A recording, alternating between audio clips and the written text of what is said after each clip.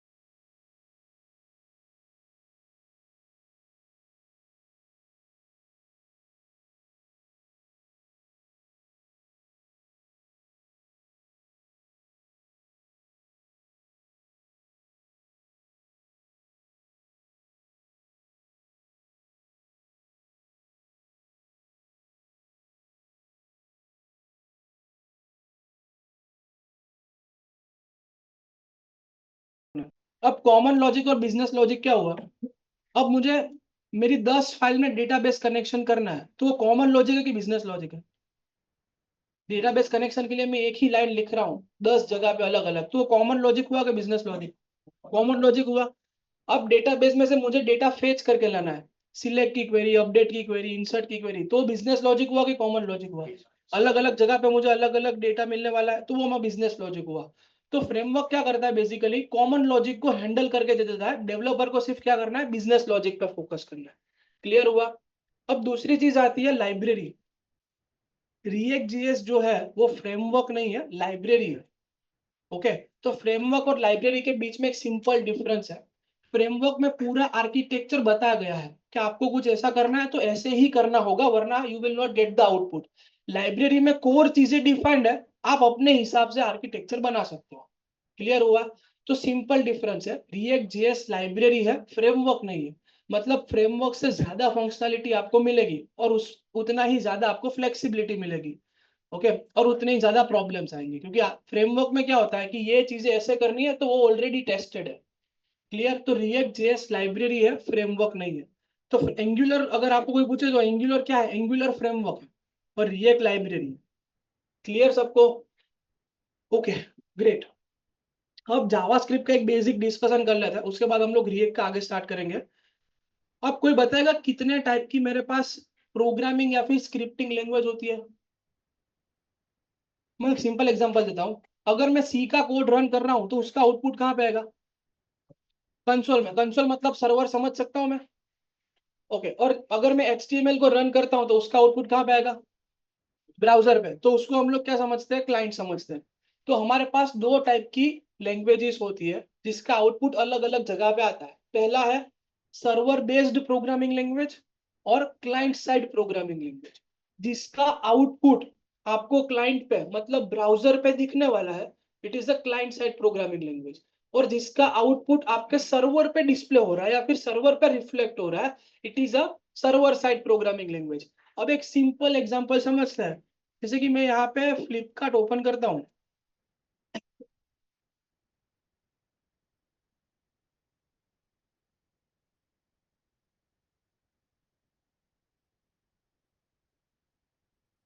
यहाँ पे मैंने फ्लिपकार्ट ओपन किया तो यहाँ पे एक सिंपल एग्जांपल समझो कि अगर मैं कोई प्रोडक्ट के ऊपर मेरा कर्सर लेके जा रहा हूँ और यहाँ पे ये ड्रॉप डाउन आया, ये जावास्क्रिप्ट से रन हुआ होगा, ठीक है।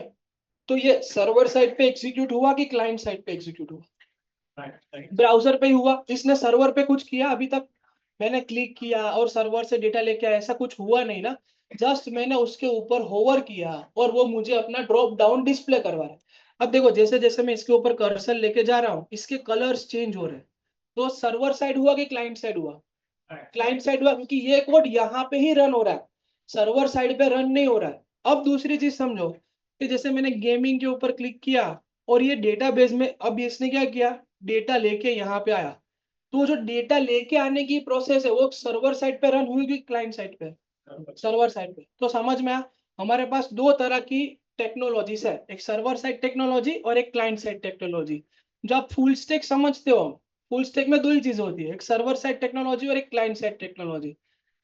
तो रिएक्ट जेएस है वो हमारा कौन सा है, क्लाइंट साइड टेक्नोलॉजी। मतलब अगर रिएक्ट में मैं कुछ भी कर रहा हूँ तो उसका आउटपुट मुझे कहाँ पे मिलेगा, ब्राउजर पे। परफेक्ट। और नोड जेएस में हम लोग अभी कुछ भी करेंगे, आगे जाके डिटेल में सीखेंगे, तो उसका आउटपुट मुझे कहाँ पे मिलेगा, सर्वर पे। इतना क्लियर सबको। रिएक्ट जेएस सर्वर साइड है कि क्लाइंट साइड है, क्लाइंट साइड। और node JS server side technology. Perfect, इतना क्लियर। ओके, सो यहाँ पे जब भी हम लोग रिएक्ट को रन करेंगे तो उसका आउटपुट मुझे ब्राउजर पे मिलने वाला है। परफेक्ट। ओके, तो इसके आगे स्टार्ट करते हैं। React JS was developed by the Facebook, this was the history. अभी हम लोग कोई भी यूज कर सकता है, ओपन सोर्स। अभी इंपॉर्टेंट है हम लोग कौन सा वर्जन यूज कर रहे हैं, राइट। अभी रिसेंटली 1.5 मंथ अगो उन लोग ने वर्जन लॉन्च किया, रिएक्ट वर्जन 20। और हम लोग जो कॉन्सेप्ट पढ़ने वाले हैं वो पढ़ने वाले हैं वर्जन 18 के। और एनहांसमेंट में हम लोग सीखेंगे 20 के कॉन्सेप्ट, ठीक है। पूरा वर्जन 18 सीखेंगे और जो 20 के नए कॉन्सेप्ट आएंगे वो सीखेंगे। क्लियर। आपको वर्जन पता होना चाहिए कि हम लोग कौन से वर्जन यूज करते हैं। अब जाते हैं प्री रिक्विजिट्स पे।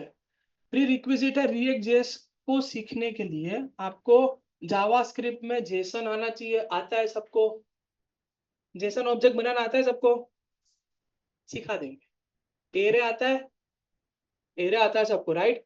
फिर आपको फंक्शन बनाने आते हैं, yes, arrow function and function बनाना आता है। अभी जो मैं टॉपिक बोल रहा हूँ, जो जो को नहीं पता, डाउट है, तो अभी मंडे तक रिवाइज कर सकते हो, धीरे धीरे आ जाएंगे। फिर आपको प्रॉमिस आना चाहिए, वो तो मैंने देखा था, सिखा रहे थे, राइट। प्रॉमिस आना चाहिए, बेसिक 4-5 कॉन्सेप्ट है जो प्री रिक्विजिट है, वरना बेसिक जावास्क्रिप्ट तो आना ही चाहिए, variable declaration and all this. Clear? तो आपको पूरा प्लान समझ में आ गया। हम लोग पहले रिएक्ट स्टार्ट करेंगे, उसके बाद नोड जस्ट स्टार्ट करेंगे, और साथ साथ में नोड के पहले डेटाबेस पढ़ेंगे। परफेक्ट। सो अब समझते हैं रिएक्ट जेएस का फोल्डर आर्किटेक्चर। ये बहुत शांति से समझना, 5 बार समझेंगे आज के दिन में। सबसे पहले हम लोग प्रोजेक्ट कितने बनाएंगे और कहाँ बनाएंगे। We are going to create 2 projects. हम लोग 2 प्रोजेक्ट बनाने वाले हैं। पहला प्रोजेक्ट, जो हम लोग यहाँ पे कॉन्सेप्ट सीखेंगे वो आप वहां पे इंप्लीमेंट करोगे, जो हम लोग यहाँ पे डेली टू डेली कॉन्सेप्ट सीख रहे हैं उसको इंप्लीमेंटेशन। दूसरा प्रोजेक्ट किसके लिए बनाएंगे, आप जो ओरिजिनली प्रोजेक्ट सबमिट करने वाले हो वो दूसरा प्रोजेक्ट, जब हमारा बैकएंड और फ्रंट एंड साथ स्टार्ट हो जाएगा तब वो वाला प्रोजेक्ट। क्लियर? अब कौन से लोकेशन पे बनाना है। बेसिकली क्या होता है कि अब तक आप लोग क्या कर रहे हैं कि मैं सी सीख रहा हूँ, HTML जावास्क्रिप्ट सीख रहा हूँ, कुछ भी फाइल का नाम दे दूंगा। आजू बाजू में कोई बैठा है तो कोई दोस्त बैठा है तो वो इसका नाम दे दूंगा abc.txt। ऐसा कुछ नाम नहीं देना यहाँ पे, राइट। किसी और की बहुत ज्यादा याद आ गई मम्मी पापा की तो उसका नाम दे देंगे हम लोग मम्मी पापा डॉट, ऐसा नहीं देना है। तो कुछ भी नाम नहीं देंगे हम लोग यहाँ पे फाइल के, और प्रॉपर नेमिंग कन्वेंशन अपने को यहाँ पे फॉलो करना है। सो पहला लोकेशन है, देखो आइडियली सी ड्राइव और डेस्कटॉप पे प्रोजेक्ट्स नहीं बनाने चाहिए, आइडियली नहीं बनाने चाहिए, पर हम लोग दोनों प्रोजेक्ट डेस्कटॉप पे बनाएंगे। उसका रीजन है क्योंकि अभी मैं बताऊंगा कि डी ड्राइव में जाके बनाओ, 50 लोग आएंगे कि सर मेरे पास डी ड्राइव नहीं है। डेस्कटॉप सभी के पास होगा, इसलिए will follow the desktop. Ideally नहीं बनाना चाहिए, कभी भी नहीं बनाना चाहिए। तो अभी हम लोग कंपलसरी डेस्कटॉप पे बनाएंगे, ठीक है। सो आपको क्या करना है, मैं यहाँ पे सारे स्टेप भी लिख दूंगा, पर अभी सिंपली समझ लो। सबसे पहले आपको क्या करना है, डेस्कटॉप के ऊपर एक फोल्डर बनाना है। ओके, डेस्कटॉप पे मैंने यहाँ पे फोल्डर बना दिया। अगर जिसको फोल्डर बना नहीं आता देख लो एक बार, न्यू एंड फोल्डर। ये फोल्डर का नाम आपको कंपलसरी रखना है मन। मैं अपनी बैच का नाम 2 रखता हूँ, आपको सिर्फ मन रखना है, ठीक है। क्लियर? ओके। अब प्रोजेक्ट यहाँ पे मैंने फोल्डर बना दिया, डेस्कटॉप पे ही बनाना है प्लीज। अभी के लिए, थोड़े दिन के लिए, जब तक आपको पाथ के साथ और कमांड के साथ फेमिलियर नहीं हो जाते तब तक यहाँ तक फॉलो करो। आप और कुछ सीख के आए हो ठीक है, पर अभी यहाँ पे थोड़े दिन के लिए फॉलो करना, फिर आप अपने हिसाब से जो भी करना कर सकते हो, पर अभी थोड़े दिन के लिए इश्यूज ना हो इसके लिए ये डेस्कटॉप पे बनाएंगे।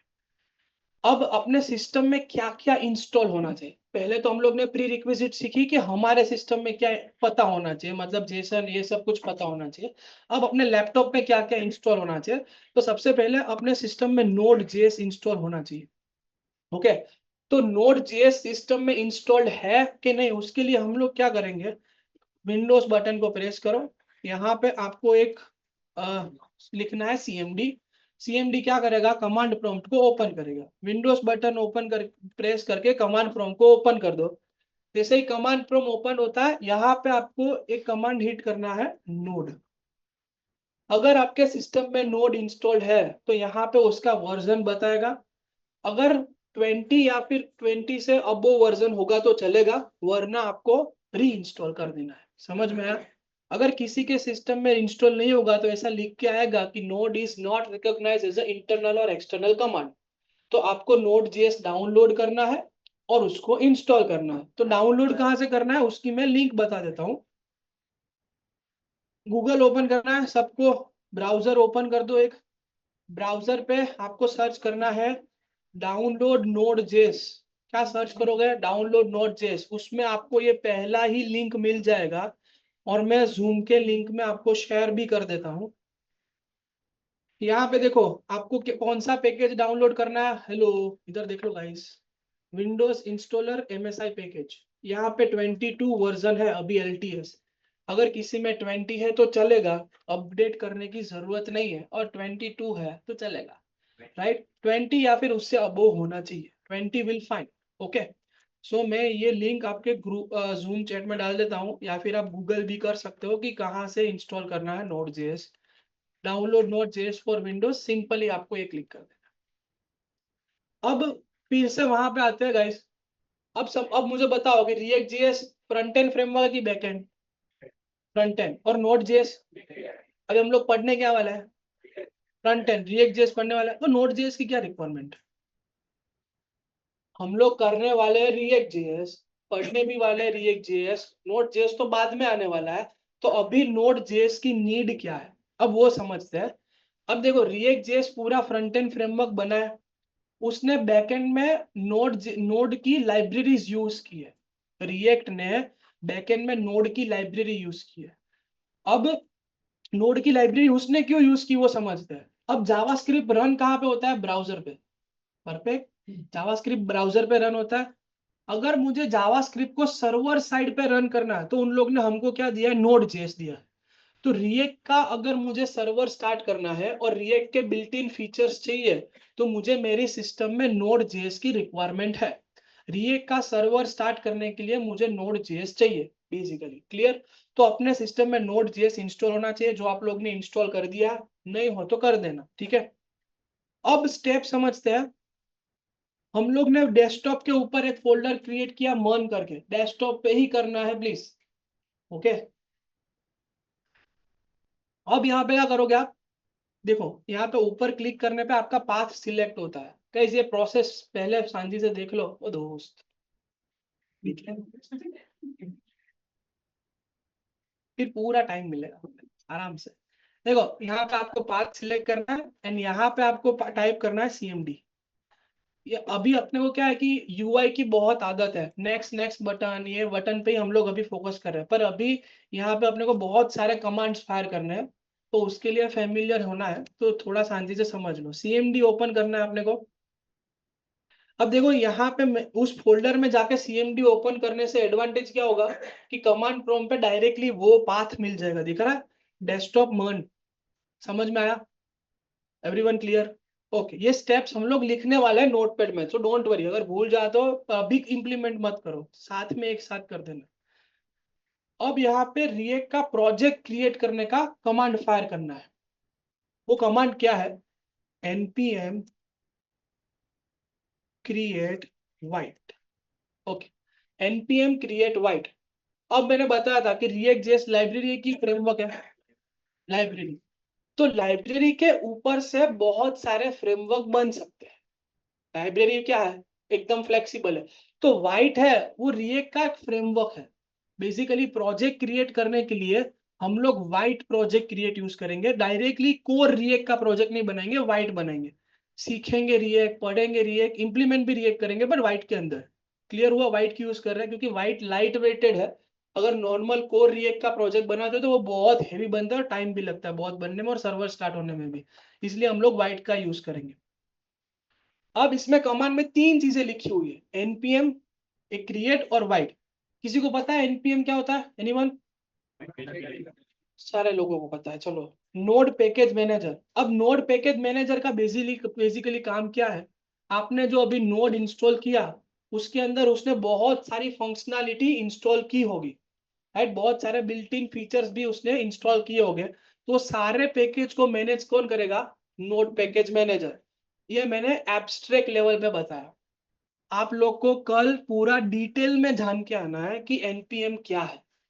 कल हम लोग इसके ऊपर डिटेल में डिस्कशन करेंगे। This is your first research task कि आपको एनपीएम को ढूंढ के लाना है, क्योंकि एनपीएम के अंदर बहुत सारी चीजें होती है। एनपीएम क्यों डेवलप हुआ, एनपीएम अगर नोड पैकेज मैनेजर यूज नहीं करना है तो उसके अल्टरनेटिव्स कौन से हैं, एनपीएम कहाँ पे इंस्टॉल होता है, आपको सब कुछ पता होना चाहिए, राइट? एनपीएम आपको अगर विंडोज में ढूंढना है तो कहाँ से मिलेगा? यू नोट, आपको ये सारी चीजें पता होनी चाहिए। क्लियर?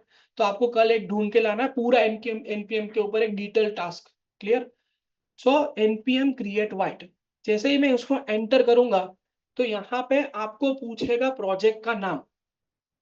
एनपीएम क्रिएट वाइट करने पे आपको पूछेगा प्रोजेक्ट का नाम। बट यहाँ पे जब भी आप प्रोजेक्ट क्रिएट कर रहे हो रॉयल में, तो अपना हॉटस्पॉट कर लेना, इट रिक्वायर्स इंटरनेट। और बहुत सारे लोग कनेक्टेड है तो बैंडविड्थ कम आएगी, तो प्रोजेक्ट क्रिएट होने में बहुत टाइम लगेगा, ठीक है? प्रोजेक्ट का नाम आपको कंपलसरी नाम देना है लर्निंग 25। इसका रीजन है, हम लोग दो प्रोजेक्ट बनाने वाले हैं, एक सीखने के लिए और एक इम्प्लीमेंटेशन के लिए। सीखने वाले प्रोजेक्ट का नाम कंपलसरी लर्निंग 25 ही होना चाहिए, क्योंकि बाद में आपके पास आजू बाजू में किसी को एरर आती है तो सबके पास कॉमन कोड होगा, तो इजीली एरर सॉल्व हो जाएगी, राइट। लर्निंग 25 नेमिंग कन्वेंशन में याद रखना है, इसके अंदर आप स्पेस नहीं दे सकते हो, कोई स्पेशल कैरेक्टर नहीं दे सकते हो, कैपिटल से स्टार्ट नहीं हो सकता है, तो इसीलिए लर्निंग 25 अभी के लिए। क्लियर? एंटर। यहाँ पे आपको चूज करना है कि व्हाइट से आप कौन सा प्रोजेक्ट बनाना चाहते हो, रिएक्ट। उसके बाद आप रिएक्ट में कौन सी टेक्नोलॉजी यूज कर रहे हो, तो यहाँ पे हम लोग को सिर्फ जावास्क्रिप्ट सिलेक्ट करना है, जावास्क्रिप्ट प्लस SWC नहीं, सिर्फ जावास्क्रिप्ट, ठीक है। ओके, ये प्रोजेक्ट क्रिएट हो गया हमारा। अब देखो इन लोग ने 3 कमांड दिए हुए हैं नीचे ही, वही 3 कमांड अपने को फॉलो करना है। सबसे पहले क्या है, CD लर्निंग 25, मतलब हम लोग ने पाथ चेंज किया, ओके। उसके बाद क्या करना बोल रहा है, npm इंस्टॉल। npm इंस्टॉल से क्या होगा कि जो जो मॉड्यूल्स अपने रिएक्ट के प्रोजेक्ट के लिए चाहिए वो सारे मॉड्यूल्स अपने प्रोजेक्ट लेवल पे वो इंस्टॉल कर देगा, ओके। अब आई होप के सब लोगों में VS कोड इंस्टॉल्ड है, मैं उस पर नहीं जा रहा हूँ। मैं एक्सपेक्टिंग के VS कोड इंस्टॉल है, अगर VS कोड इंस्टॉल नहीं है तो प्लीज अपने आप इंस्टॉल कर लेना, नेट पर से इजीली मिल जाता है, और होगा ही, अभी तो VS कोड ही चल रहा है तो VS कोड होगा ही, और अभी अब HTML CSS JS के लिए किया भी होगा, okay. npm install, it requires internet, तो इंटरनेट की स्पीड और आपके सिस्टम के कॉन्फ़िगरेशन के ऊपर वो टाइम लगाएगा।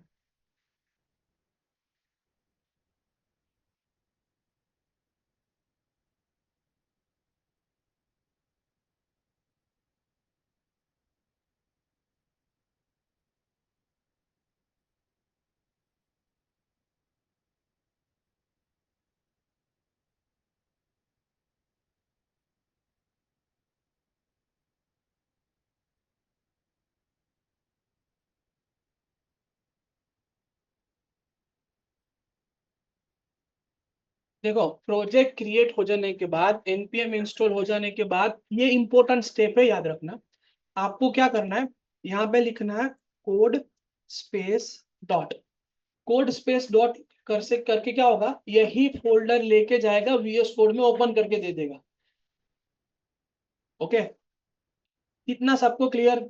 एक बार सारे स्टेप रिपीट कर लेते हैं। देखो, सबसे पहले क्या करना है, क्रिएट फोल्डर।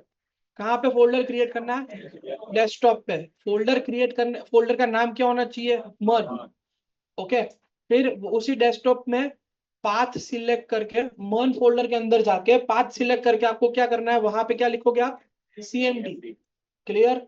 ये नोड इंस्टॉल होने के बाद की प्रोसेस है। अब CMD ओपन होने के बाद आपको क्या लिखना है, वहां पे प्रोजेक्ट क्रिएट करना है। प्रोजेक्ट क्रिएट करने का कमांड क्या था, npm क्रिएट व्हाइट, ये व्हाइट का प्रोजेक्ट क्रिएट हो जाएगा। इतना क्लियर? प्रोजेक्ट क्रिएट होने के, प्रोजेक्ट में वो क्या क्या मांगेगा अपने पास, सबसे पहले प्रोजेक्ट का नाम। प्रोजेक्ट का नाम क्या देना है आपको, लर्निंग 25। फिर वो आपको बोलेगा टेक्नोलॉजी, कौन सी टेक्नोलॉजी यूज करनी है, रिएक्ट। फिर वो पूछेगा आपको प्रोग्रामिंग लैंग्वेज, तो हम लोग क्या यूज करेंगे, जावास्क्रिप्ट ओनली, SWC वाली नहीं। उसके बाद ये प्रोजेक्ट क्रिएट कर देगा।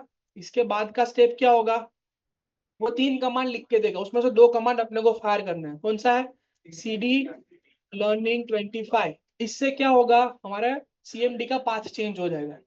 उसके बाद क्या करना है, CD लर्निंग 25 के बाद npm इंस्टॉल। npm इंस्टॉल हो जाने के बाद क्या करना है, कोड स्पेस डॉट। अगर कोड स्पेस डॉट कमांड नहीं चलता है तो VS कोड में जाके मैन्युअली आप लर्निंग 25 का फोल्डर ओपन कर सकते हो, वो मैं दिखा दूंगा एक बार। तो इतना इतना बात क्लियर है सबको, आर्किटेक्चर कैसे क्या यूज करना है, परफेक्ट, ओके, दैट्स ग्रेट। सो आ जाओ, अभी हम लोग समझते हैं VS कोड में। अब देखो, विजुअल स्टूडियो कोड में अपने को ये पूरा फोल्डर आर्किटेक्चर मिलेगा जो रिएक्ट का प्रोजेक्ट क्रिएट करके उन लोग ने दिया है। सबसे पहले मिलेगा node modules. Node modules basically क्या है, जो अभी रिएक्ट और उसके डिपेंडेंसीज यूज कर रही है वो सारे नोड मॉड्यूल्स, मतलब मेरे रिएक्ट को जितने भी बिल्ट इन फंक्शन चाहिए प्रोजेक्ट में वो सारे नोड मॉड्यूल्स यहाँ पे मिलेंगे आपको। ये कहाँ से आया? जब हम लोग ने npm इंस्टॉल किया तब सारे नोड मॉड्यूल्स मेरे फोल्डर में डाउनलोड हुए। उसके बाद आपको एक डायरेक्टरी मिलेगी, पब्लिक डायरेक्टरी, अभी उसके अंदर कोई भी फाइल नहीं है, एसवीजी लोगो है सिर्फ। बाहर आपको 3 फाइलें मिलेगी, packet dot JSON, packet dot log dot JSON और इंडेक्स डॉट एचटीएमएल। सबसे पहले पैकेट डॉट जेसन फाइल देखते हैं। पैकेट डॉट जेसन फाइल में बेसिकली क्या है, देखो हम लोग ने जो नाम दिया था वो एप्लीकेशन का वर्जन, प्राइवेट टू और स्क्रिप्ट टैग है। बेसिकली यहाँ पे स्क्रिप्ट टैग में ऐसा डिफाइन किया गया हुआ है कि आप अपना प्रोजेक्ट कैसे चलाओगे, उसका सर्वर कैसे स्टार्ट होगा, वो अपन देखते हैं। फिर डिपेंडेंसीज है, मतलब यहाँ पे हम लोग कौन से बिल्ट इन और थर्ड पार्टी मॉड्यूल यूज करने वाले हैं, उसकी एंट्री आएगी यहाँ पे। जैसे ही थर्ड पार्टी मॉड्यूल को इंस्टॉल करेंगे तो डिपेंडेंसीज में उसकी एंट्री आ जाएगी। Package dot JSON file delete नहीं होनी चाहिए प्रोजेक्ट में से, क्योंकि सबसे पहले यही फाइल ढूंढने जाता है हमारा सर्वर। अगर ये फाइल नहीं मिलेगी तो आपका प्रोजेक्ट स्टार्ट नहीं होगा, अगर डिलीट हो गई तो आपको रिट्रीव करनी पड़ेगी या तो प्रोजेक्ट नया बनाना पड़ेगा। First option is more feasible कि आप कहीं से ढूंढो उसको या फिर से फाइल क्रिएट करो। दूसरी होती है package dot lock dot JSON file, एकदम फालतू, बहुत सारी लाइन है इसमें, देखो लॉट्स ऑफ लाइन, 1000 15,000 इतनी ज्यादा लाइन है। ये इसको डिलीट कर दोगे तो ये फिर से क्रिएट हो जाएगी।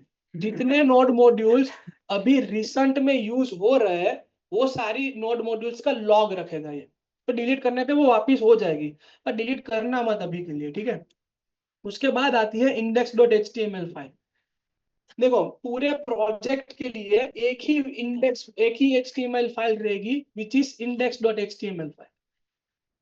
यहाँ पे आपको पता है सिंगल पेज एप्लीकेशन किसी को, एक ही पेज होता है उसको सिंगल पेज एप्लीकेशन बोलते हैं, राइट, पर उसमें बहुत सारे टर्म्स और आते हैं। अब देखो कि नेटफ्लिक्स, फेसबुक, हॉटस्टार, ये सब कुछ रिएक्ट जेएस पे बना है। एग्जांपल, नेटफ्लिक्स पूरा बना है रिएक्ट जेएस पे, तो एक ही इंडेक्स डॉट एचटीएमएल फाइल है, कौन सी है, इंडेक्स डॉट एचटीएमएल फाइल, एक ही एचटीएमएल फाइल रहेगी। इसको बोलते हैं सिंगल पेज एप्लीकेशन। तो अब देखो नेटफ्लिक्स के पास कितनी सारी चीजें हैं, इतने मूवीज, उसके शो, सर्च बार, न्यू बार, बहुत सारी चीजें, तो सब कुछ उसने इंडेक्स डॉट एचटीएमएल फाइल में लिखा होगा? नहीं, उसने छोटे छोटे कंपोनेंट में डिवाइड किया होगा, वही अपने को रिएक्ट में सीखना है। ओके, तो उसके बाद आता है सोर्स। सोर्स में कितनी फाइल मिल रही है, app dot C S S, app dot J S X, main and index. अब main dot J S X file में सबसे पहले जाते हैं। अब main dot J S X file में आपको इंपोर्ट स्टेटमेंट पता है? बेसिकली आपको नॉर्मल इंपोर्ट स्टेटमेंट तो सबको पता है कि इंपोर्ट क्या होता है, पर्टिकुलर चीज को लाने के लिए हम लोग इंपोर्ट करते हैं। हैज इंक्लूड आपने सीखा होगा, या फिर पाइथन में इंपोर्ट सीखा होगा, जावा में इंपोर्ट सीखा होगा, कहीं पे तो इंपोर्ट सीखा ही होगा, राइट। तो सबसे पहले इसने रिएक्ट को इंपोर्ट करवाया बिल्ट इन, फिर रिएक्ट डॉम को इंपोर्ट करवाया, फिर यहाँ पे ऐप को इंपोर्ट करवाया। अब देखो यहाँ पे क्या किया इसने, ये लाइन देखो, document dot get element by ID root. ये document dot get element by ID हम लोग कब कर सकते हैं, जब आईडी कहीं पे डिफाइन किया हो। अभी आप लोग ने इवेंट में सीखा होगा ना, सेशंस में, तो आईडी कहाँ पे डिफाइन करते हैं, एचटीएमएल फाइल पे। और यहाँ पे कौन सी एचटीएमएल फाइल मिल रही है आपको, इंडेक्स डॉट, वो कौन से लोकेशन पे, यहाँ पे इंडेक्स सोर्स के बाहर मिलेगी आपको, इंडेक्स डॉट एचटीएमएल फाइल मिली। इंडेक्स में आपको कहीं पे रूट आईडी दिख रहा है, कौन से कहाँ पे है, ड्यू का आईडी है, लाइन नंबर 10 पे है, 10 पे देखो आपको ड्यू आईडी रूट दिख रहा है। इसका मतलब क्या हुआ कि मेन डॉट जेएसएक्स ने उसने पूरे ड्यू को गेट करवाया यहाँ पे, और रेंडर फंक्शन से उसने यहाँ पे क्या किया, स्ट्रिक्ट मोड को अभी के लिए बाईपास करो, और उसने यहाँ पे क्या किया, ऐप एलिमेंट को लोड किया। ठीक है, बेसिकली रेंडर फंक्शन क्या करता है, इसके अंदर जो भी आप एलिमेंट देते हो उसका कोड रेंडर करता है। तो यहाँ पे कौन सा एलिमेंट लोड किया उसने, ऐप। ऐप का इंपोर्ट स्टेटमेंट कहीं पे दिख रहा है, ये रहा ऐप का इंपोर्ट स्टेटमेंट। अगर मैं ऐप डॉट जेएसएक्स को ओपन करूं तो यहाँ पे देखो ऐसा कुछ कोड लिखा हुआ है, यहाँ पे भी थोड़े बहुत इंपोर्ट स्टेटमेंट है, और एचटीएमएल और जावास्क्रिप्ट का मिक्सिंग कोड दिख रहा है आपको। अब जावास्क्रिप्ट हम लोग कितने तरीके से लिख सकते हैं, 3 तरीके से। कौन से एक एक्सटर्नल जावास्क्रिप्ट फाइल बनाएंगे, एक इंटरनल जावास्क्रिप्ट लिखेंगे, और दूसरा क्या करेंगे, इनलाइन जावास्क्रिप्ट। अब इंटरनल जावास्क्रिप्ट हम लोग लिखते हैं तो एचटीएमएल के अंदर जावास्क्रिप्ट का स्क्रिप्ट टैग बनाते हैं। अब यहाँ पे देखो फाइल का एक्सटेंशन क्या है, JSX, ultimately GS, JSX and JS अभी सिमिलर समझो, तो हम लोग ने जावास्क्रिप्ट के अंदर HTML का कोड लिखा, देखो यहाँ एकदम ऑपोजिट। अभी तक क्या था कि HTML के अंदर JS लिखते थे, अब JS के अंदर HTML लिखेंगे रिएक्ट के अंदर। इतना सबको समझ में आया गाइस? पर एक चीज और नोट करो कि पूरा HTML है वो उसने रिटर्न स्टेटमेंट के अंदर लिखा है, कहीं बाहर नहीं लिखा है, दिख रहा है आपको? पूरा HTML उसने कहाँ पे लिखा है? रिटर्न स्टेटमेंट के अंदर। तो आपको एक चीज याद रखनी है, रिएक्ट में पूरा HTML रिटर्न में अंदर लिखेंगे और जावास्क्रिप्ट का कोड कहाँ पे लिखेंगे? रिटर्न के बाहर। इतना सबको क्लियर है? परफेक्ट। ओके, तो अब हम लोग सर्वर स्टार्ट करते हैं और आउटपुट देखते हैं कि आउटपुट क्या आ रहा है। तो सर्वर स्टार्ट करने का कमांड इन लोग ने आपको यहाँ पे बताया था, क्या था? पर यहाँ से हम लोग सर्वर स्टार्ट नहीं करेंगे, अब लोग सब कुछ VS कोड से करेंगे। तो सबसे पहले VS कोड में आपको क्या करना है, ये 3 डॉट्स दिख रहे हैं, यहाँ पे क्लिक करना है, टर्मिनल एंड न्यू टर्मिनल। देखो टर्मिनल ओपन कर देना आपको। जैसे ही आप टर्मिनल ओपन करते हो, ये बहुत शांति से समझना भाई, 5 बार मैं बोलूंगा, बहुत शांति से समझो ये। जैसे ही टर्मिनल ओपन करते हो, यहाँ पे by default PowerShell open होता है। क्या ओपन होता है? 99% लोगों में पावर शेल ही ओपन होगा। यहाँ पे पावर शेल में आपका सर्वर स्टार्ट नहीं होगा। यहाँ से आपको क्या करना है, यहाँ पे देखो एक ड्रॉप डाउन का एरो दिख रहा है, यहाँ पे क्लिक करके आपको उसको कमांड प्रॉम्प्ट सिलेक्ट करना है। क्लियर? पावर शेल को रिप्लेस करके कमांड प्रॉम्प्ट यहाँ पे करना है। अब यहाँ पे आपका पाथ कौन सा मिला मुझे? C users, desktop and learning 25। Server start करने के लिए लर्निंग 25 तक का पाथ कंपलसरी चाहिए, वरना आपका सर्वर नहीं चालू होगा। इसलिए हम लोग ने VS कोड यहाँ से ओपन किया है। क्लियर? अब सर्वर स्टार्ट करने का कमांड कौन सा है? npm run dev। अब यहाँ पे हम लोग ने npm run dev ही क्यों लिखा? क्योंकि आप देखो पैकेट डॉट जेसन फाइल में देखो, यहाँ पे स्क्रिप्ट में क्या लिखा है? dev। स्क्रिप्ट में क्या लिखा है? यहाँ पे dev लिखा है। अभी स्क्रिप्ट में यहाँ पे इसने रॉयल लिखा होता तो क्या लिखते हम लोग? npm run royal। अगर यहाँ पे स्क्रिप्ट में स्टार्ट लिखा हो तो क्या लिखते हम लोग? npm run start। तो आप यहाँ पे स्क्रिप्ट का कमांड चेंज कर सकते हो। क्लियर? अभी करना नहीं, अभी हम लोग क्या करेंगे? npm run dev। Dev stands for development. और कोई नाम देव नहीं लग रहे उन लोग को, कोई इंडियन नाम ऐसा पसंद नहीं है कि देव कोई सीरियल वाला उठा लिया उन लोग ने। npm रन देव मतलब डेवलपमेंट एनवायरनमेंट में हम लोग प्रोजेक्ट को स्टार्ट कर रहे हैं। अब देखो उसने प्रोजेक्ट को कौन से पोर्ट पे रन किया? 5173। और लोकल होस्ट मतलब अपने सिस्टम के लोकल पोर्ट पे उसने रन किया। इसको आपको ओपन कर देना है कंट्रोल क्लिक करके। यहाँ पे जैसे आप प्रोजेक्ट को ओपन करोगे तो ब्राउजर में यहाँ पे localhost:5173 रन होगा और यहाँ पे आपको ऐसा कुछ आउटपुट आ जाएगा। अब मुझे बताओ कि रिएक्ट का आउटपुट ब्राउजर में क्यों आया? क्लाइंट साइड प्रोग्रामिंग लैंग्वेज है ना, क्लाइंट साइड फ्रेमवर्क है रिएक्ट जेएस, तो इसका आउटपुट कहाँ पे आएगा? ब्राउजर में आएगा कंपलसरी। अब इसका फ्लो समझो, सबसे पहले कौन सी फाइल रन हुई होगी? सबसे पहले यहाँ पे कौन सी फाइल रन हुई होगी? main.jsx। main.jsx में उसने कौन सी फाइल लोड की? app.jsx। यहाँ से मिल रहा है आपकी app.jsx। और ये सारा आउटपुट देखो व्हाइट प्लस रिएक्ट, ये सब कुछ आउटपुट कहाँ से आ रहा है? app.jsx से। क्लियर हो रहा है सबको? अगर मुझे अभी कुछ भी चेंज करना है तो मुझे कहाँ पे चेंज करना है? app.jsx में। तो मैं यहाँ पे सिंपली क्या करता हूँ, ये पूरे div को डिलीट कर देता हूँ।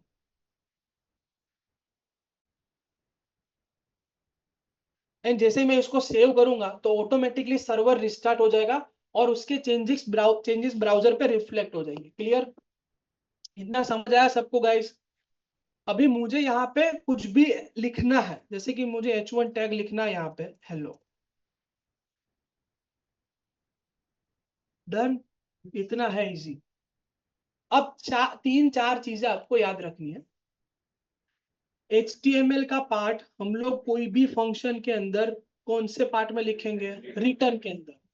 अब यहाँ पे रिटर्न के अंदर देखो इन्होंने ब्लैंक दिया है, यहाँ पे हम लोग div बना देते हैं इसको रिप्लेस करके, div open and div close. पहला रूल है every tag must have closing tag. आप जो जो टैग को बनाते हो, जो जो टैग को ओपन करते हो उसको कंपलसरी क्लोज करना है। जैसे कि जैसे यहाँ पे मैंने एक h2 टैग बनाया है, और इसके अंदर मैं लिख रहा हूँ हेलो और उसको क्लोज नहीं कर रहा हूँ, तो नॉर्मल HTML में क्या होता था, एरर नहीं आती थी। तो यहाँ पे कंपाइल टाइम एरर दे देगा और सर्वर बंद। आपको उसको कंपलसरी क्लोज करना है, सारे टैग्स रिएक्ट के अंदर क्लोज होने चाहिए। इतना क्लियर सबको? This one is the first rule. Second क्या था कि एक टाइम पे आप एक ही टैग रिटर्न कर सकते हो। एक टाइम पे हम लोग एक ही टैग रिटर्न कर सकते हैं। अभी कौन सा टैग रिटर्न हो रहा है? अभी रिटर्न स्टेटमेंट में कौन सा टैग रिटर्न हो रहा है? डिव। और नीचे अंदर के H1 और H2 रिटर्न नहीं हो रहे, पर वो तो डिव के अंदर है ना। पर मेन कौन सा टैग रिटर्न हो रहा है? Div tag. वो केबिन में सबको समझ आ रहा है? अभी एक टाइम पे एक टैग रिटर्न हो रहा है, कौन सा? डिव। आपको रिटर्न स्टेटमेंट में ऐसा ही टैग लिखना है जो मल्टीपल अंदर टैग को होल्ड कर सके, जैसे कि डिव, मेन, कंटेनर, ऐसे टैग के। अगर मैं यहाँ पे डिव के साथ साथ बाहर भी H1 लिखता हूं तो वो एरर थ्रो करेगा। क्लियर सबको? एक टाइम पे एक ही टैग रिटर्न होना चाहिए। सबको क्लियर हुआ? तीन चीजें याद रखनी है, जितनी चीजें हम लोग रिटर्न में लिखेंगे वही ब्राउजर पे डिस्प्ले होगी। Every tag must have a closing tag, सारे टैग को क्लोज करना कंपलसरी है। जैसे कि आप HTML में BR को सेल्फ क्लोजिंग टैग बना देते हैं, राइट? BR को क्लोज नहीं करते तो चलता था, पर यहाँ पे आपको कंपलसरी BR टैग भी क्लोज करना है, इनपुट टैग भी क्लोज करना है, सारे टैग्स, मतलब एवरी टैग को क्लोज करना जरूरी है। और तीसरी क्या चीज थी? एक टाइम पे एक ही टैग रिटर्न होगा। इतना क्लियर है सबको? जो भी HTML रिलेटेड स्टफ मुझे लिखना है वो मैं रिटर्न स्टेटमेंट के अंदर लिखूंगा। जावास्क्रिप्ट रिलेटेड कोई भी कोड लिखना है वो हम लोग कहाँ पे लिखेंगे? रिटर्न के बाहर और फंक्शन के अंदर। इतना समझ? ओके, यहाँ पे फिर से एक स्टेप फॉलो कर लो। VS कोड ओपन करने के बाद आपको क्या करना है? Open terminal. वो कहाँ से मिलेगा? वो तीन डॉट है ना, वहां से आपको टर्मिनल मिल जाएगा। टर्मिनल ओपन होने पे बाय डिफॉल्ट वो क्या ओपन करता है? Power shell. पावर शेल को आपको चेंज करके क्या करना है? CMD में आपको चेंज करना है। क्लियर? मेक श्योर करना गाइस, सर्वर स्टॉप करने के लिए कमांड है Ctrl+C। आप जब भी टर्मिनल ओपन करो तो यहाँ पे learning25 आना चाहिए। क्लियर? वरना आपका सर्वर स्टार्ट नहीं होगा। परफेक्ट। टर्मिनल में चेंज करने के बाद हम लोग क्या करेंगे? npm run dev। आप क्या करोगे यहाँ पे? npm run dev। इतना क्लियर सबको? ओके, एक बार फिर से समझ लेते हैं। सबसे पहले हम लोग ने क्या किया? डेस्कटॉप पे एक मर्न का फोल्डर बनाया, वहां से CMD ओपन किया, उसके अंदर जाके फिर कौन सा कमांड फायर करना है? npm create white। npm create white के बाद प्रोजेक्ट का नाम learning25, टेक्नोलॉजी क्या देनी है? React, programming language JavaScript.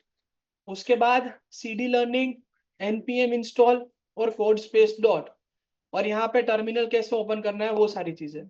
सबसे पहली फाइल कौन सी रन होती है? main.jsx।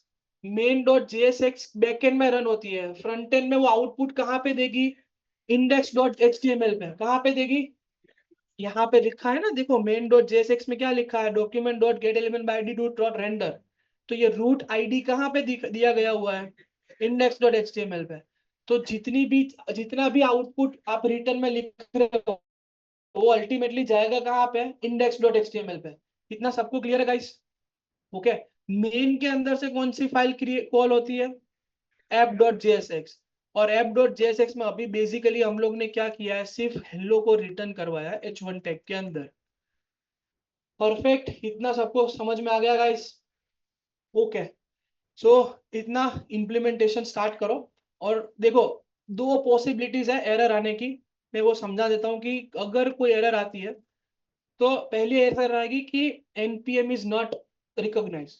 npm पर तो क्या करना है? npm रिलेटेड कुछ एरर आती है, npm install npm-g, npm is not recognise as internal external command आया कुछ, तो आपको क्या करना है? npm install npm-g। और वाइट के रिलेटेड कुछ प्रॉब्लम आया तो इसका मतलब क्या है कि जो दूसरा स्टेप था, कौन सा स्टेप था दूसरा? npm इंस्टॉल वाला CD लर्निंग के बाद, वो आपने नहीं किया। npm इंस्टॉल करोगे तो ही वाइट इंस्टॉल होगा। क्लियर सबको गाइस? ओके। सो स्टार्ट करो इम्प्लीमेंटेशन। आज सबका हेलो वर्ल्ड होने के बाद ही जाना है, तो 15 मिनट में आई थिंक ये हो जाएगा। करो स्टार्ट फटाफट। और ये वाली फाइल जो है, अभी के लिए जो स्टेप्स है मैं आपको जूम चैट में दे देता हूँ, और वरना मेरी स्क्रीन के ऊपर शेयर्ड है। आप ऐसा हो तो इसका स्क्रीनशॉट ले सकते हो, बाद में सब कुछ हम लोग गिटहब पे डाल देंगे।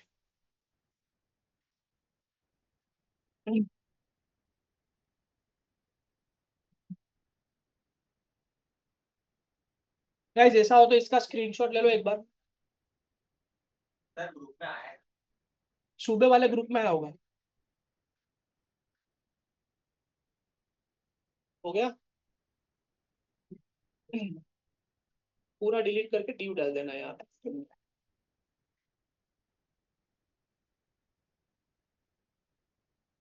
ड्यू डाल। And one more thing, hello guys, hello everyone, एक बार देख लो गाइस कि आपको कंपल्स जब आप रिटर्न स्टेटमेंट लिखते हो तो कंपलसरी एक टैग रिटर्न होना चाहिए, और एक ही होना चाहिए। ब्लैंक भी नहीं रख सकते और मल्टीपल भी नहीं रख सकते, कंपलसरी एक टैग तो रिटर्न करना ही करना। क्लियर? तो यहाँ पे हम लोग ने क्या किया था, पूरा रिटर्न स्टेटमेंट जो बिल्ट इन था, उन लोग ने प्री डिफाइन दिया था, उसको डिलीट करके हम लोग ने अपना ड्यू डाला हुआ है। क्लियर? जिन लोग का हेलो वर्ल्ड हो जाए उसको अपना बायोडाटा बना के जाना है। करो स्टार्ट। और जो जो एरर्स आती है वो एक बार दिखा दो, फिर अपन आगे जाते हैं।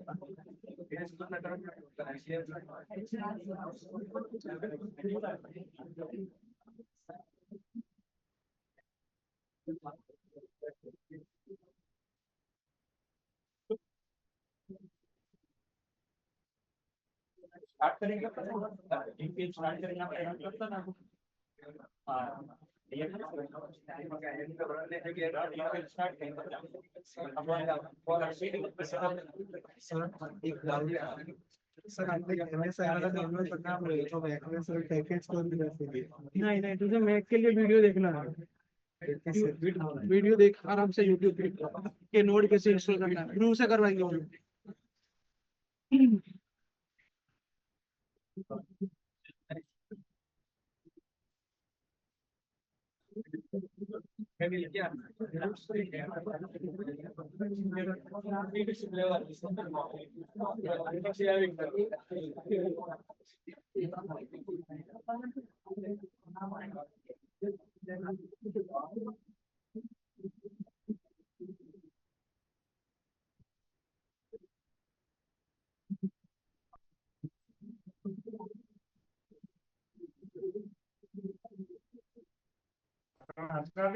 और विशाल मुझे कहाँ जोड़े होते हैं?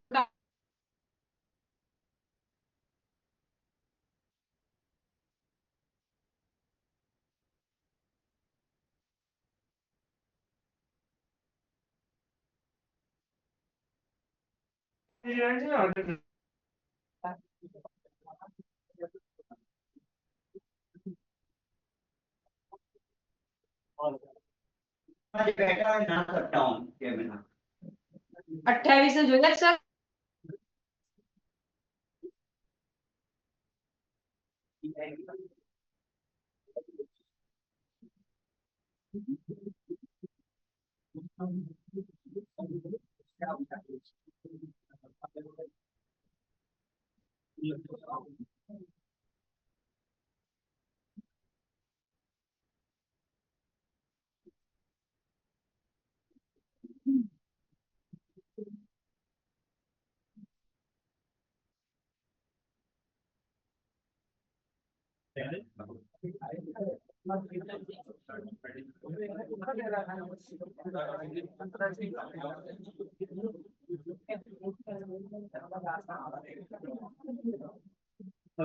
हो गया सबका डन।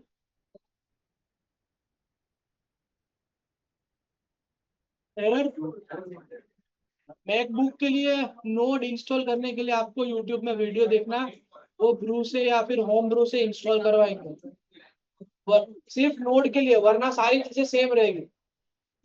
सीएमडी नहीं, वहां पे तो बैश आएगा ना, वहां पे जो टर्मिनल आता है वही ओपन करना है।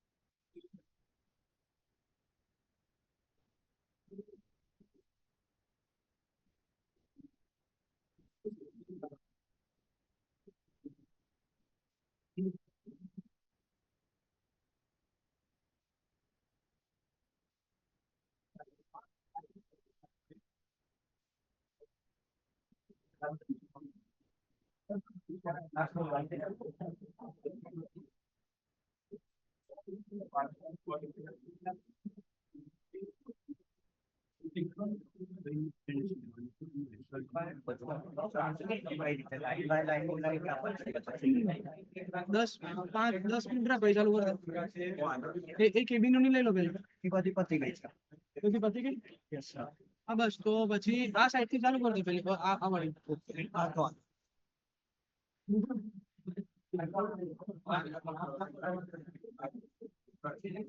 ડન ગાઈસ, બધાને થઈ ગયું કે બાકી?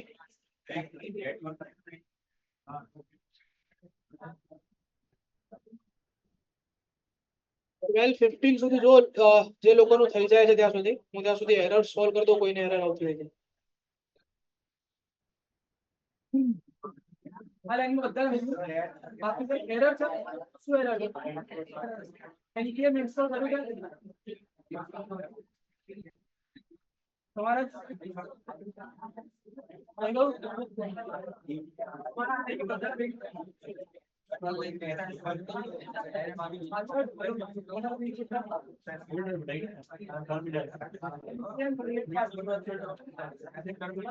ગાઈસ પાછળ તમારે જોયું ડન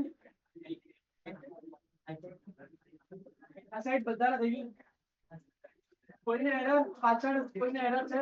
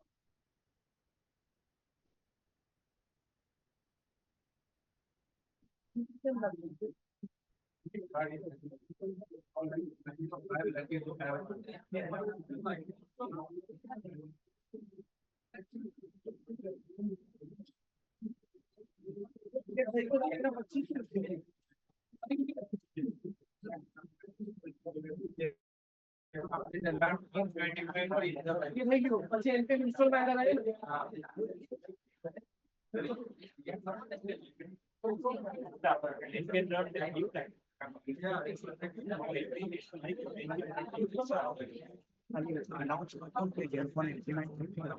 ખાલી one by one નહીં અહીંથી આમ આવશે કઈ રીતે 5 મિનિટ રે હમણાં બધાનું બધી જશે હા તો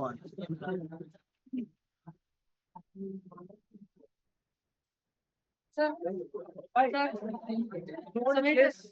રીઇન્સ્ટોલ કર તો નોટ.js ડાઉનલોડ કર અને એના પર નેક્સ્ટ રિફ્રેશ કરી દે નોટ.js ડિરેક્ટ થઈ જશે એટલે આ ઇશ્યુ સોલ્વ થઈ જશે નોટ.js ની લિંક મોકલી દે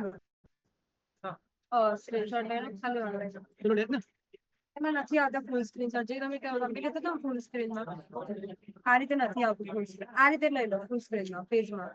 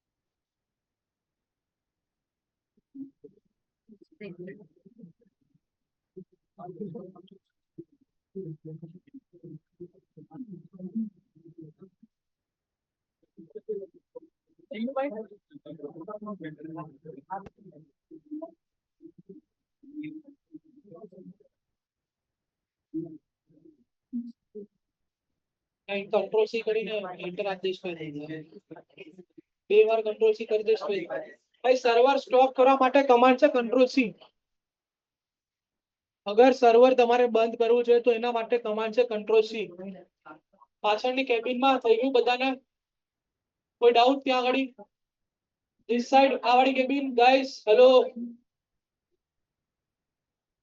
તમારે ઇમ્પ્લિમેન્ટ થઈ ગયું બધાને હેલો વર્લ્ડ ઓકે જે લોકોનું હેલો થઈ ગયું છે બાયોડેટા સ્ટાર્ટ કરો બાકી શું એરર છે પાસ કર લેપટોપ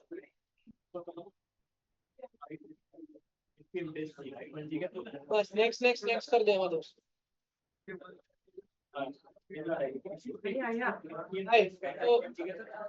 થોડા દિવસ પછી તમારે જ કરવાનું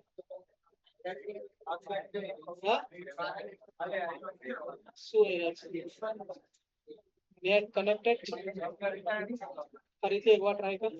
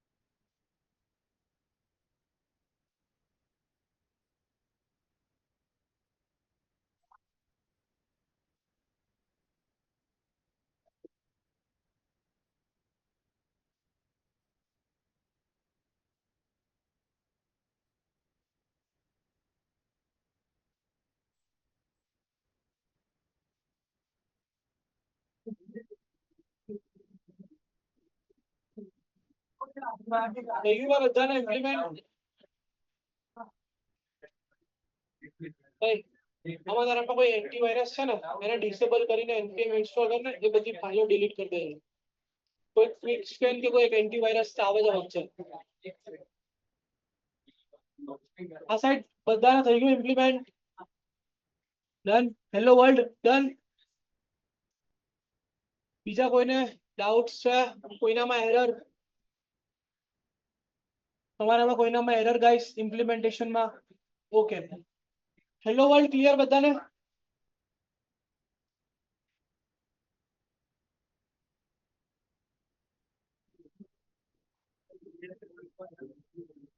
શું error આવે?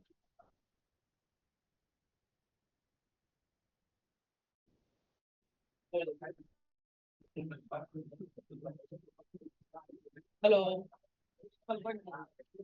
ગાઈસ, તમારા બધાના પ્રોજેક્ટ અસાઇન થઈ ગયા છે? ડેફિનેશન અસાઇન થઈ ગઈ બધાના પોર્ટલ પર? ઓકે. હવે અહીંયા તમે જ્યારે પોર્ટલ ઓપન કરો છો, લોગિન કર્યા પછી તમને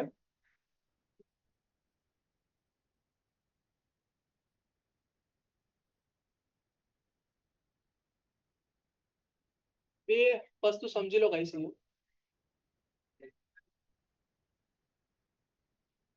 તમને ઇન્ટર્નશિપના અંદર માય ઇન્ટર્નશિપમાં જે પણ પ્રોજેક્ટ અહીંયા અસાઇન થયો છે, બરાબર, અહીંયા તમને તમારો પ્રોજેક્ટ બતાવશે.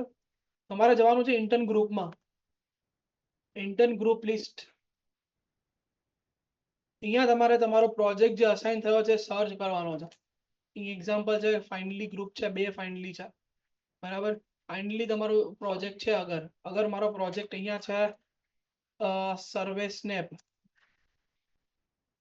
તો હું ગ્રુપ ડિટેલ પર ક્લિક કરીશ અને અહીંયા હું જોઈન ગ્રુપ કરી દઈશ.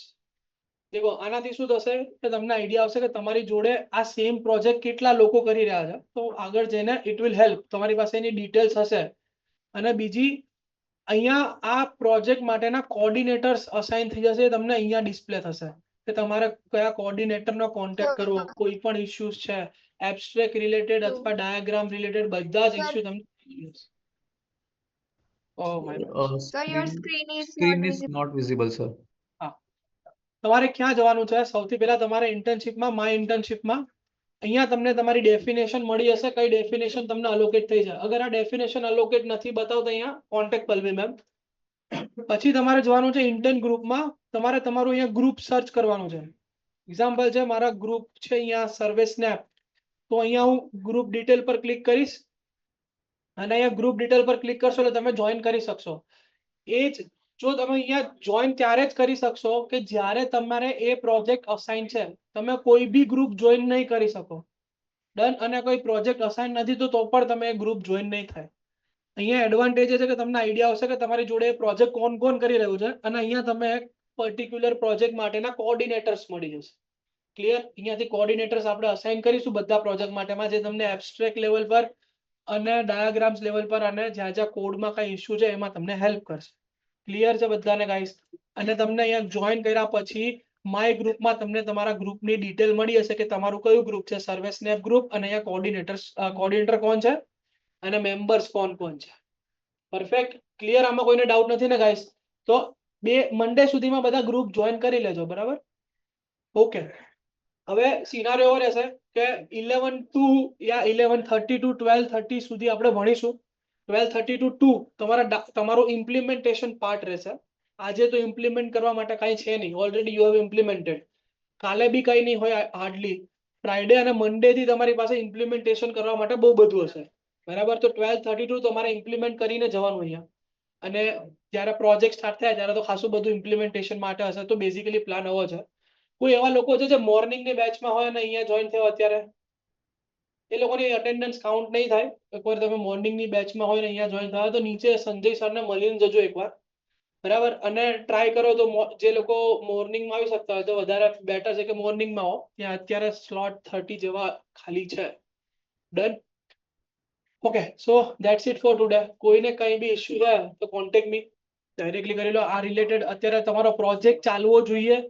અને ટાસ્કના અંદર સાંભળો, મેં તમને એક સર્ચ કરવા આપ્યું છે, વોટ ઇઝ એનપીએમ. એનપીએમ તમારે સર્ચ કરીને લાવવાનું છે અને તમારે તમારો બાયોડેટા બનાવીને લાવવાનો છે. જ્યાં હેલો વર્ડ લખ્યું છે ત્યાં તમારે તમારો બાયોડેટા બનાવીને લાવવાનો છે. It's just for the practice કે તમે ટેગ ક્લોઝ કરો છો, સર્વર કેવી રીતે સ્ટાર્ટ કરવું, રન કેવી રીતે કરવું, વીએસ કોડમાં ઓપન કેવી રીતે કરવું, એ ખાલી એ બધા જ પ્રેક્ટિસ માટે છે. મને તમારા બાયોડેટામાં કોઈ ઇન્ટરેસ્ટ નથી. ડન? ઓકે. કોઈ ઇશ્યુ હોય તો યુ કેન કોન્ટેક્ટ એની કોઓર્ડિનેટર્સ, તમારી કેબિનમાં જે બી કોઓર્ડિનેટર હોય એને. અને પ્રોજેક્ટ રિલેટેડ ટાસ્ક ના થયો હોય અત્યારનો તો બી મને મળી જાય. Hello everyone. હજી અટેન્ડન્સ બાકી છે ને? આ તો તારા માય ઇન્ટર્નશિપમાં તારી ઇન્ટર્નશિપ અલોકેટ નહીં થઈ હોય. ગાઈસ સાંભળો, ઇન્ટર્નશિપ અલોકેટ એટલે માય ઇન્ટર્નશિપમાં તમારા લોગ્ડ ઇન પોર્ટલ પર માય ઇન્ટર્નશિપમાં તમારી ઇન્ટર્નશિપ અહીંયા દેખાવી જોઈએ. અગર તમને અહીંયા તમારી ઇન્ટર્નશિપ નો ટાઇટલ નથી દેખાતું ધેન કોન્ટેક્ટ પલ્લવી મેમ.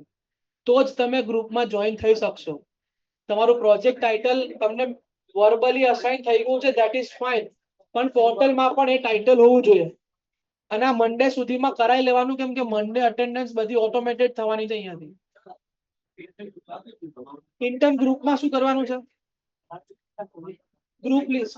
બરાબર? અહીંયા તને તારા પ્રોજેક્ટ નું નામ સર્ચ કરવાનું. તારા પ્રોજેક્ટ નું નામ શું છે? અહીંયા બુક માય ટ્યુટર છે. આ ગ્રુપ ડિટેલ પર ક્લિક કરીશ, then you can join the group. બરાબર? અહીંયા તું જોઈન બટન પર ક્લિક કરીશ એટલે તું જોઈન કરી શકીશ. મારામાં નહીં થાય કે મારો પ્રોજેક્ટ મેચ નથી કરતો. બરાબર? મારો પ્રોજેક્ટ ફાઇનલી છે. હવે પડી? ઓકે. એ જ તને તારું ગ્રુપ પછી ક્યાં ડિસ્પ્લે થશે? ઇન્ટર્ન ગ્રુપના અંદર, માય ગ્રુપના અંદર. ડન? બસ બોલ. શેર ને અભિષેક ઓલરેડી છે, એનું કંઈક નામ અલગ છે, હું હમણાં મોકલી દઉં. કયું? એનું નામ કંઈક અલગ છે, હું તને શોધીને મોકલી દઉં. અટેન્ડન્સ લેવાની ગાઈસ અટેન્ડન્સ માટે પ્લીઝ થોડો અવાજ ઓછો કરો ને હેલ્પ કરો hello everyone please thank you guys by online attendance લેવાઈ ગઈ છે એટલે ઓનલાઈન જે લોકોનું ઇમ્પ્લિમેન્ટ થઈ ગયું છે અને ડાઉટ નથી they can leave the group zoom meeting અને ઓફલાઈન અટેન્ડન્સ બાકી છે તો અટેન્ડન્સ કરાઈને તમે લોકો One by one લઈએ છીએ. ઓકે પેલા આ સાઈડ નો પાર્ટ અટેન્ડન્સ લેવા જાવ પછી આ સાઈડ પછી તમે લોકો જઈ શકો પણ ટાઈમિંગ ખબર પડી ગઈ ને 12:30 ટુ 2 માં તમારે ઇમ્પ્લિમેન્ટેશન નો પાર્ટ આવશે ડન છે આજના સેશનમાં કોઈ ડાઉટ ગાઈસ પરફેક્ટ બધાને આઉટપુટ આવી ગયું છે ઓકે થેન્ક યુ ગાઈસ